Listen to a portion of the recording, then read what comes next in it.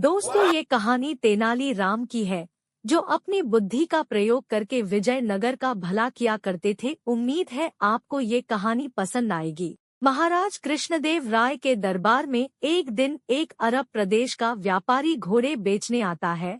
वह अपने घोड़ों का बखान करके महाराज कृष्णदेव राय को सारे घोड़े खरीदने के लिए राजी कर लेता है तथा अपने घोड़े बेच जाता है। अब महाराज के घुड़साल इतने अधिक घोड़े हो जाते हैं कि उन्हें रखने की जगह नहीं बचती। इसलिए महाराज के आदेश पर बहुत से घोड़ों को विजयनगर के आम नागरिकों और राजदरबार के कुछ लोगों को 3 महीने तक देखभाल के लिए दे दिया जाता है। हर एक देखभाल करने वाले को घोड़ों के पालन खर्च और प्रशिक्षण के लिए प्रति माह एक सोने का सिक्का दिया जाता है। विजयनगर के सभी नागरिकों की तरह चतुर तेनालीराम को भी एक घोड़ा दिया गया। तेनालीराम ने घोड़े को घर ले जाकर घर के पिछवाड़े एक छोटी सी घुड़साल बनाकर बांध दिया और घुड़साल की नन्ही खिड़की से उसे हर रोज थोड़ी मात्रा में चारा खिलाने लगे। बाकी लोग भी महाराज कृष्णदेव राय की सौंपी गई जिम्मेदारी को निभाने लगे।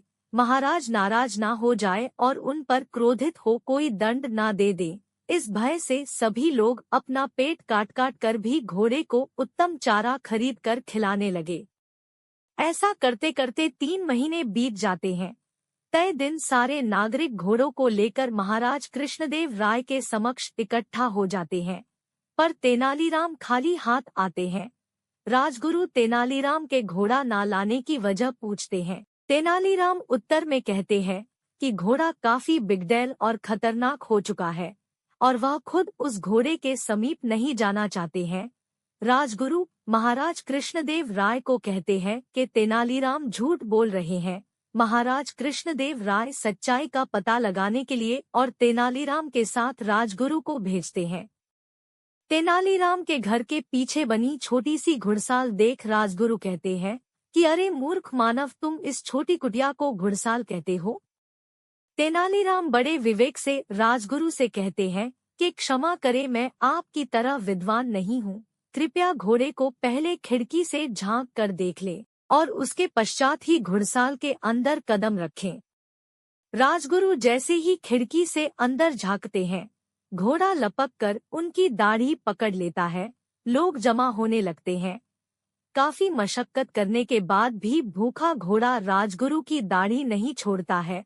अंततः कुटिया तोड़कर तेज हथियार से राजगुरु की दाढ़ी काटकर उन्हें घोड़े के चंगुल से छुड़ाया जाता है। परेशान राजगुरु और चतुर तेनालीराम भूखे घोड़े को लेकर राजा के पास पहुंचते हैं। घोड़े की दुबली पतली हालत देखकर महाराज कृष्णदेव राय तेनालीराम से इसका कारण पूछते हैं। तेनालीराम कहते हैं कि मैं घोड़े को प्रतिदिन थोड़ा सा चारा ही देता था, जिस तरह आपकी गरीब प्रजा थोड़ा भोजन करके गुजारा करती है, और आवश्यकता से कम सुविधा मिलने के कारण घोड़ा और व्यथित और बिगड़ेल होता गया। ठीक वैसे ही जैसे कि आपकी प्रजा परिवार पालन की जिम्मेदारी के अतिरिक्त घोड़ों को संभालने के बोझ से त्रस्त हुई। राजा का कर्तव्य प्रजा की रक्षा करना होता है, उन पर अधिक बोझ डालना नहीं। आपके दिए हुए घोड़े पालने के कार्यादेश से घोड़े तो बलवान हो गए, पर आपकी प्रजा दुर्बल हो गई है। महाराज कृष्णदेव राय को तेनालीराम की यह बात समझ में आ जाती है और वह तेनालीराम की प्रसन्न